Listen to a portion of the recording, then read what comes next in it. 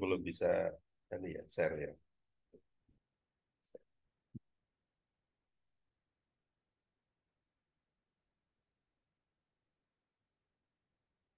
Ya, oke.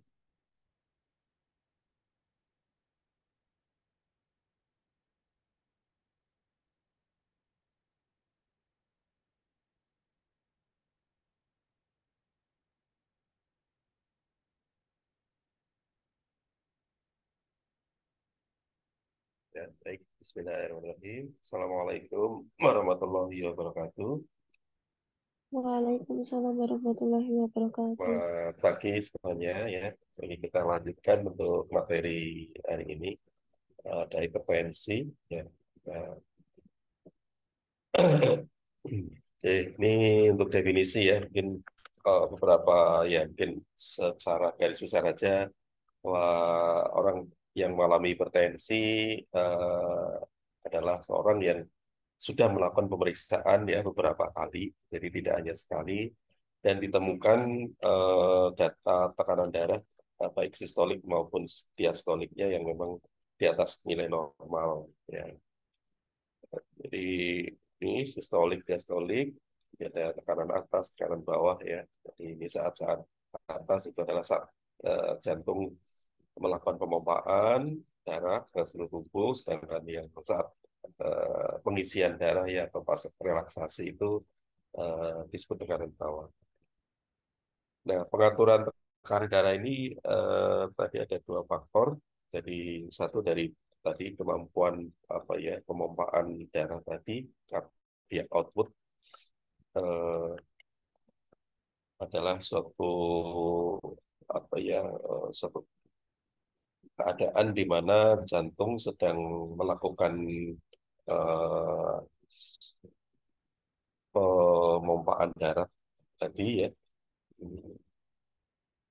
Situ ada disebutnya ada faktor jantung, sedangkan yang satunya adalah faktor tahanan perifer atau perifer resistance.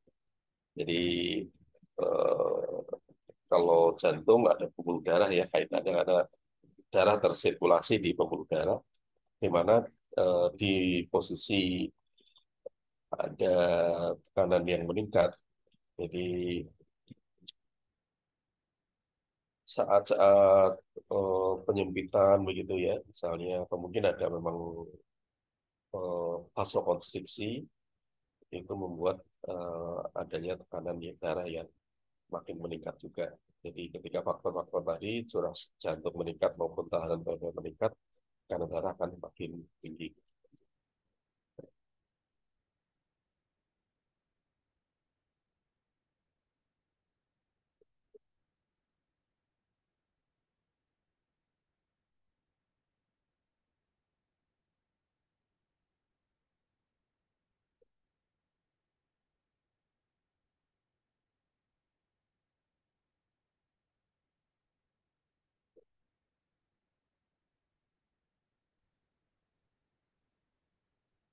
Itulah kira-kira ya. Jadi mungkin salah satu faktor ada peningkatan. Mungkin tadi kita katakan orang-orang yang misal ada kolesterol tinggi, atau lipid yang tinggi, lipid darah tinggi, penyumbatan yang berlangsung, tekanan darah juga akan meningkat misalnya ya. Jadi banyak faktor pemicu-pemicu seperti itu. Atau mungkin ada faktor lain, ada aktivitas jantung yang sedang meningkat,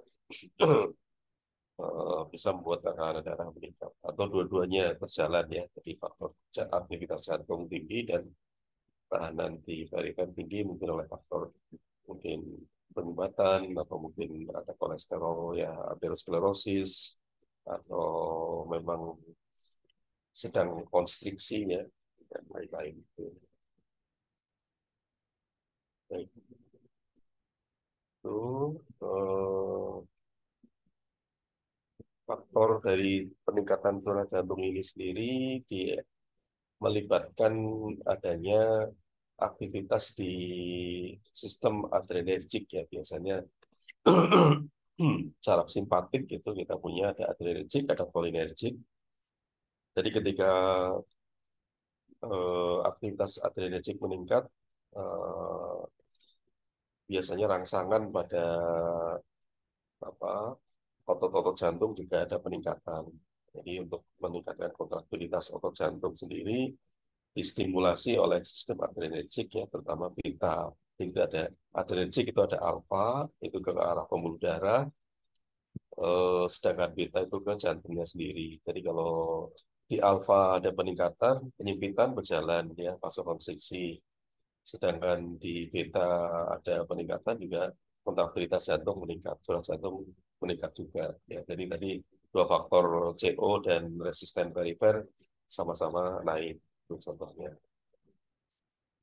Eh, terus faktor lain, contoh dari kita ada namanya apa ya? eh, di ginjal itu ada pengaturan yang melibatkan ada renin R, angiotensin A, aldosteron A, dan S-nya adalah sistem RAA, sistem RAA ya.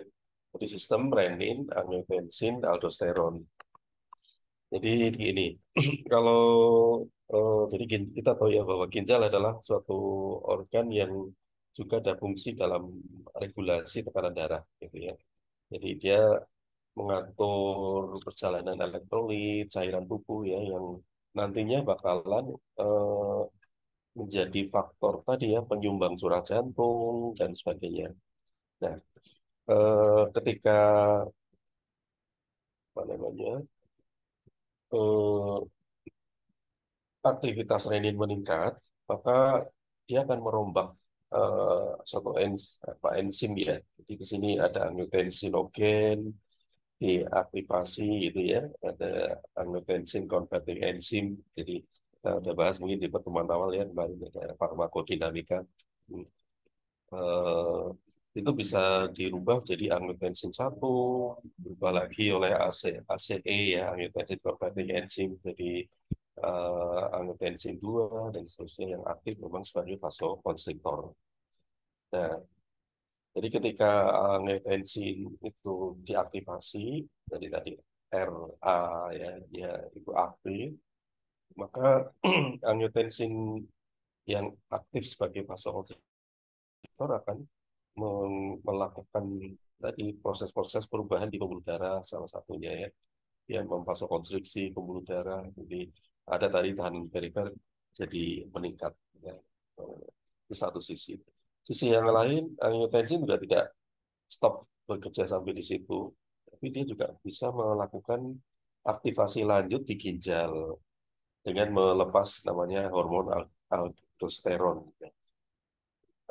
A yang satu ya, renin, angiotensin, aldosteron. A yang satu ini adalah faktor yang juga punya regulasi di dalam pengaturan elektrolit dan cairan di ginjal. Jadi aldosteron itu apa hormon yang meretensi natrium juga ya, meretensi cairan gitu. Jadi kalau kita masih punya aldosteron, kita masih bisa ya apa sih faktor menahan kencing ya, contohnya ya. Nah, jadi ADH, antidiuretik hormon gitu ya, atau aldosteron namanya. Nah, sebagai antidiuretik hormon dia masih bisa menahan urinasi kita ya. Jadi kalau orang-orang yang sudah kekurangan aldosteron ini atau ADH ini eh, sering tidak bisa kontrol pipis ya. Kayak ibu-ibu yang udah sepuh-sepuh gitu ngompol misalnya itu karena sudah kekurangan kehilangan ini. Jadi hormon pengaturan ini sudah agak terganggu ya. Jadi biasanya sering-sering ngompol. Nah, sebenarnya hormon ini tadi dengan cara kerjanya dia meretensi natrium di ginjal, dia bisa menahan cairan tubuh juga ya. Jadi cairan tubuh yang mau dibuang oleh urin ditahan dan masuklah ke dalam darah kembali dalam sirkulasi vena ya, vena balik. Nanti vena yang membawa aliran darah yang tadi sudah dimasuki cairan tadi punya volume plasma yang akan meningkat ya atau kalau ditahan gitu. Artinya cairan simpanan itu menjadi lebih tinggi, volume plasma lebih tinggi, yang balik ke jantung juga nanti bakalan lebih tinggi. Nah, dengan kondisi itu, curah jantung juga akan naik karena pasokannya juga akan naik ya. Jadi itu kira-kira kenapa kok RAA naik, CO-nya juga akan naik. Ya, jadi tidak sekedar angiotensin itu berpotensi pada tahanan perifer, tapi juga dia juga potensi ke eh, peningkatan curah jantung atau kardiak output. Itu yang kaidah. Nah ini sama kayak orang memakan garam yang berlebih ya. Di dalam posisi orang-orang hipertensi kan disarankan untuk jangan banyak, jangan makan garam banyak-banyak ya, dibatasi ya garamnya gitu ya.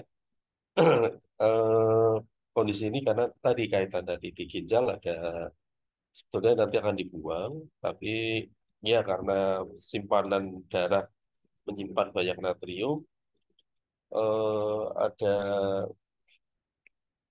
apa namanya istilahnya peningkatan kadar natrium dalam darah ya, yang akhirnya peningkatan itu akan diiringi dengan penahanan cairan yang lebih tinggi. Jadi kalau kita tahu ya bahwa ada tekanan osmotik dalam darah. Jadi nanti di dalam ginjal eh, waktu cairan mau dibuang, tapi begitu kondisi eh, apa darah itu pembuluh darah membawa banyak darah yang membawa banyak natrium, membuat kondisi tekanan osmotik dari tinggi, maka tubuh kita akan mencoba mengimbangi tekanan osmotik tadi supaya tekanan osmotik tidak timpang misalnya ya.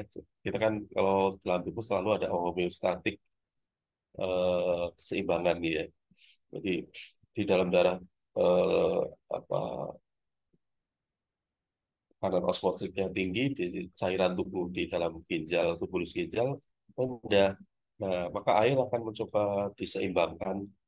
Jadi tekanan tadi dicoba diseimbangkan dengan cara mengalirkan atau mengarahkan air untuk diretensi ke dalam darah, ditarik ke dalam ginjal, masuk ke dalam darah, tidak jadi dibuang gitu ya. Dan akhirnya meningkatkan tadi curah jantung ya, karena volume plasma meningkat, yang balik vena meningkat, curah jantung meningkat juga. Sehingga tadi ya kenapa orang-orang hipertensi disarankan untuk melakukan diet garam. Ya, kira-kira ya sama kayak tadi di RAA tadi lah kurang lebihnya ya. Hmm. Terus yang tahanan perifer tadi sama ya, bisa dari faktor angiotensin yang aktif, terus mungkin juga sistem saraf tadi adrenergic alfa ya mengaktifasi pembuluh darah sendiri, vasokonstriksi, ada aktivitas yang lainnya. Terus keadaan hiperinsulin juga bisa ya ada. Jadi sebenarnya banyak faktor yang bisa memicu peningkatan tahanan perifer itu tadi. Nah, hipertensi ini banyak faktor yang sebenarnya tidak tidak tahu apa penyebabnya ya. Jadi ini yang ada namanya hipertensi primer yang jauh lebih banyak ya dibanding hipertensi sekunder yang sudah ketahuan pemicu-pemicunya itu. Oh ya ini faktor eh, apa ada penggunaan obat ya steroid misalnya atau NSAID berkepanjangan, analgesik antipiretik yang berkepanjangan atau mungkin pengguna dexamethasone misalnya ya atau mungkin ada memang penyakit-penyakit tertentu ya yang memang orang hipertensi apa diabetes misalnya diabetes kronis berdampak pada gangguan ginjal regulasi di pembuluh darah di ginjal bermasalah terus tekanan darah mulai naik ya komplikasi ya. Jadi ada banyak faktor entah itu komorbid oleh ada penyakit lain atau mungkin ada penggunaan obat atau ya tadi macam-macam ya yang sudah tapi itu hanya sekitar 10% dari kasus yang ada selebihnya lebih banyak tidak diketahui faktornya. Hmm.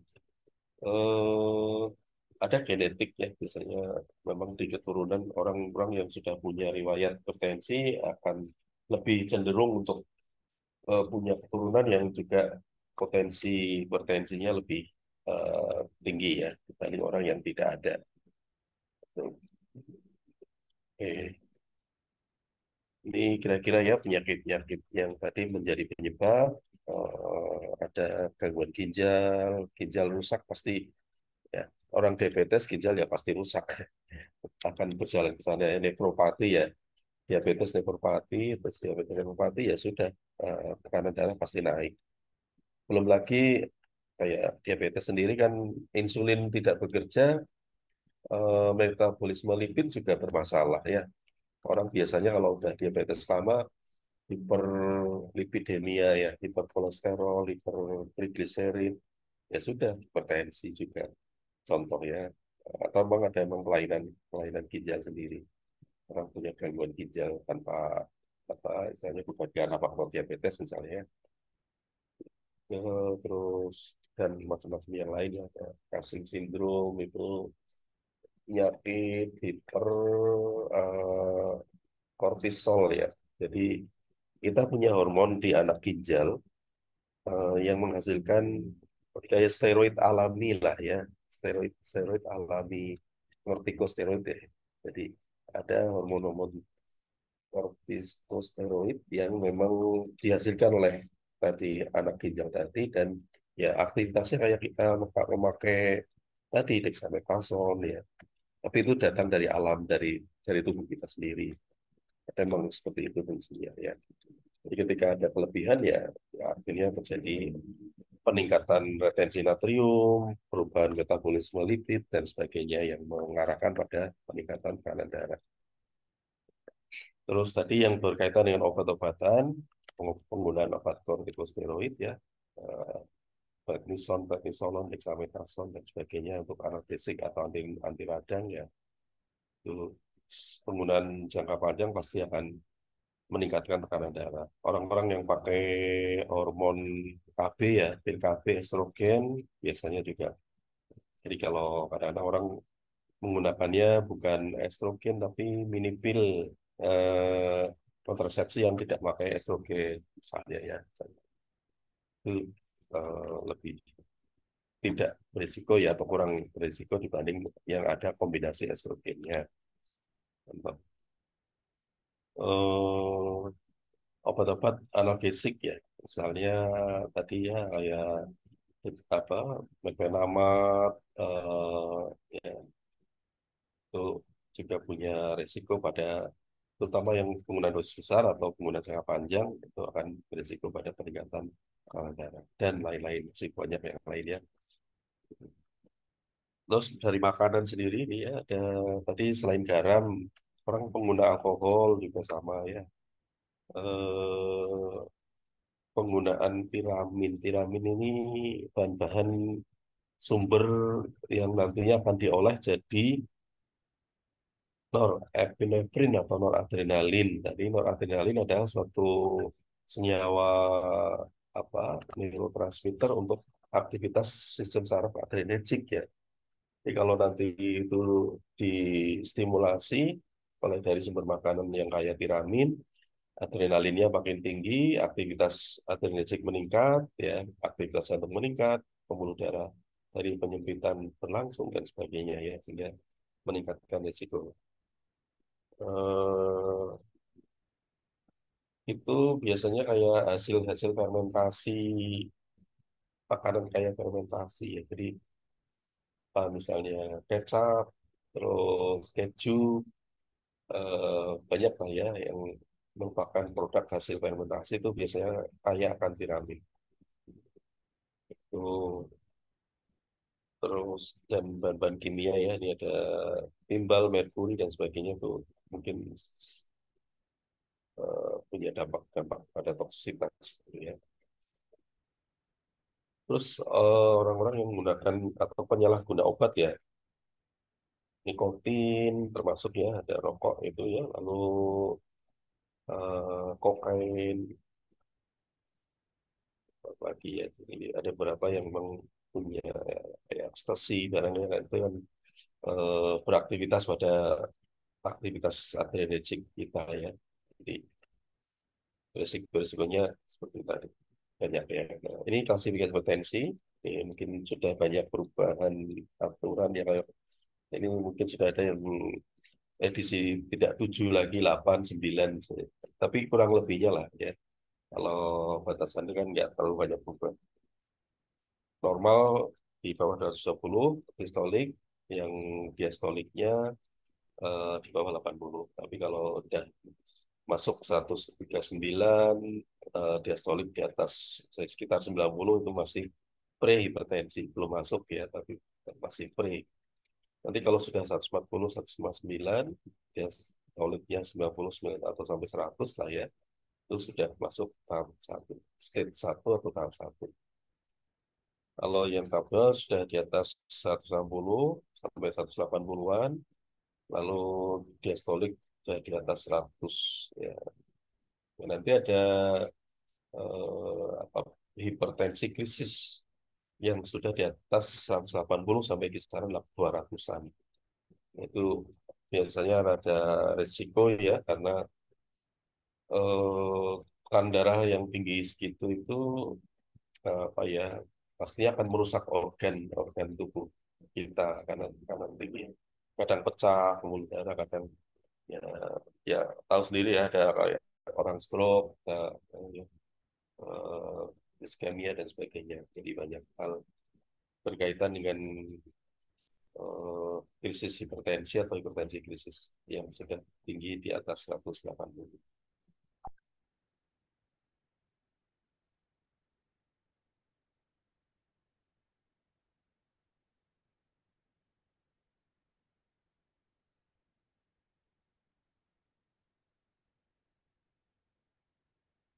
Ini, ini yang krisis tadi ya, ada dua macam, ada yang emergency yang harus segera mendapat penanganan secara cepat, darurat istilahnya ya, dengan obat-obat yang diberikan secara intravena agar tidak apa,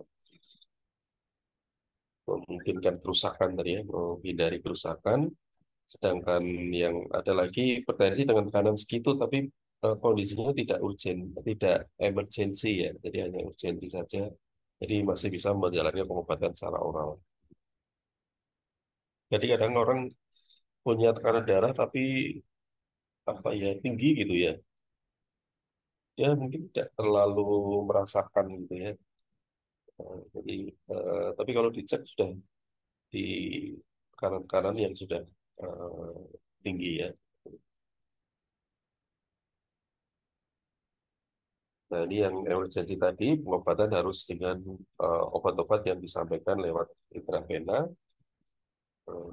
sedangkan yang urgensi hanya dengan obat sama yang tadi, oral antihipertensi saja. Ini resiko di biasanya orang-orang yang sudah usia 55 tahun ke atas ya. Terus kalau wanita udah di atas 65. Tapi nggak tahu ya, sekarang faktor risiko sudah mungkin berubah juga ya. Dari usia-usia sudah mungkin tidak lagi 55, sekarang katanya makin muda. Jadi makin maju, makin ini sudah resikonya sudah tinggi juga untuk mengalami hipertensi. Jadi punya riwayat diabetes mellitus, gangguan lipid ya. Tadi mungkin hiperkolesterol, mungkin hipertrigliserid, atau riwayat keluarga ya, atau mungkin punya obesitas, rokok, mungkin secara fisik tidak aktif ya, di seharian duduk, mungkin karena kerja ya, jadi di rumah duduk, di atau tiduran, di kantor duduk, kalau di apalagi ya perjalanan mungkin dengan mobil atau kendaraan juga duduk, jadi tidak banyak melakukan aktivitas fisik. Itu sekarang banyak hal itu ya.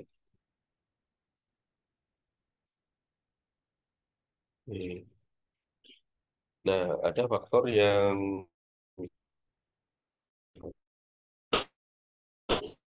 bisa, apa ya, aktivitas RAA tadi ya bermasalah.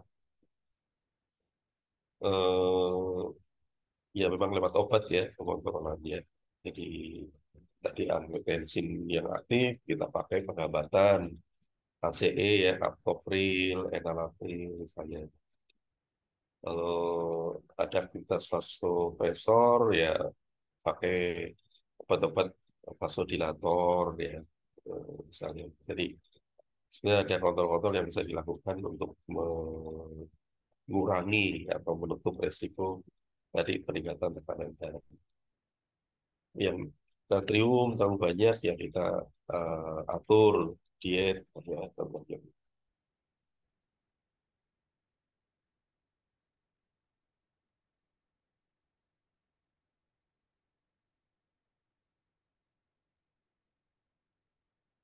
Nah, ini tadi ya pengaturan-pengaturannya lewat dari jalur RAA, jalur aktivitas simpatik tadi ya, adrenergik tadi, pengaturan lewat hormon-hormon yang di dalam ginjal, natriuretrik, regular apa ya, aturan-aturan diet untuk mengatur jumlah garam dan sebagainya ya, penggunaan vasodilator. Ini contoh ya dari tadi dengan aktivitas RAA, ya ini mengaktifasi angiotensinogen, aktif jadi angiotensin satu, aktifasi lagi ACE ya kita. Nah ini di sini kita bisa blok supaya tidak terbentuk angiotensin 2 menjadi, menggunakan tadi pemblok angiotensin ya, ACE inhibitor ya. Yang tadi ada captopril, ada lisinopril, enalapril gitu ya. Di sini bisa kita hambat sehingga tidak terjadi tadi vasokonstriksi ya. Jadi kalau ini bisa dihalangi, peningkatan kadar bisa diredam. Atau tadi rangsangan pelepasan aldosteron kita juga bisa hambat karena ini tidak terbentuk. Jadi bisa mengurangi rangsangan untuk meretensi natrium ya dan air, mengurangi risiko peningkatan curah jantung. Aktivitas simpatik juga tetap bisa dihalangi juga dan sebagainya ya. Jadi itu kira-kira dari salah satu obat kayak kelompok ya captopril, lisinopril itu bisa memberi dampak pada beberapa aspek ya. Ini tidak hanya pada pencegahan vasokonstriksi saja. Oke, ini tadi ya secara ininya, rincinya. Ini kita halangi vasokonstriksi, halangi retensi natrium karena menghalangi aldosteron ya, dan lainnya. Oke. Terus rangsangan secara otonom tadi ya, kita bisa ganggu juga ya ketika mungkin ada peningkatan aktivitas di adrenergik, otonom adrenergik, kan tadi jantung aktivitas lewat beta adrenergik ya, meningkat curah jantung, dan kita bisa blok misalnya dengan beta blocker, propanolol ya, atenolol misalnya. Ya, terus atau mungkin ada namanya pemblok kalsium, CA blocker ya, atau antagonis kalsium bisa juga ya karena aktivitas kalsium di otot jantung itu meningkatkan kontraktilitas ya. Jadi kita blok kalsiumnya supaya aktivitas di eh, otot jantung bisa diturunkan. Jadi kita bisa gunakan ada amlodipin, verapamil, ya nifedipin, apalagi banyak ya dari beberapa kelompok beta blocker, maaf, CA blocker. Terus dari pemblok alfa tadi ya, alfa satu blocker atau antagonis alfa satu itu bisa juga di blok ya. Lewat tadi ada eh, apa, obat-obat kelompok beta alfa satu blocker. Kalau ke alfa 2 dia agonis alfa 2 ya biasanya. Itu tadi ya. Ada di alfa ada yang memang aktivitasnya tidak eh, selalu bentuknya adalah antagonis ya. Ini contoh tadi penjelasannya ya. Jadi ketika bisa diaktifasi beta satu sudah satu meningkat, nah kita bisa tutup dengan pemblok beta alfa satu tadi juga ya, peningkatan pada tahanan perifer. Dan kita bisa tutup dengan pemblok alfa satu. tadi hormon, ya ini vasodilator misalnya ya kita kayak apa ya, nitrit, senyawa-senyawa nitrit ya, nitrogen, nitrit oksid ya. Eh, Ketika ada kita menggunakan bahan-bahan yang mengandung nitrit oksid, kita bisa memvasodilatasi ya, mendilatasi kapiler. Jadi yang tadi konstriksi kita lakukan dilatasi ya, sehingga tadi tahanan perifer tidak naik ya, sehingga bisa meredam peningkatan tekanan darah.